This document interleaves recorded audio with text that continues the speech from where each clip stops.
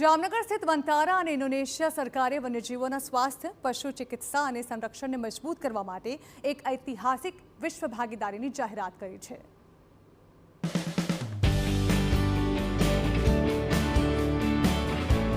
અનંત અંબાણીનું વંતારા હવે ઇન્ડોનેશિયાના વન્યજીવોનું સ્વાસ્થ્ય સંરક્ષણ પણ કરશે. તાજેતરમાં જ ઇન્ડોનેશિયા સરકાર અને PT4ના લેન્ડ ગ્રુપ સાથે વંતારાએ એક ઐતિહાસિક વૈશ્વિક ભાગીદારીની જાહેરાત કરી છે, જે અંતર્ગત ઇન્ડોનેશિયાના જંગલોમાં 10 હોસ્પિટલ્સ ઓન વ્હીલ્સ શરૂ કરવામાં આવશે.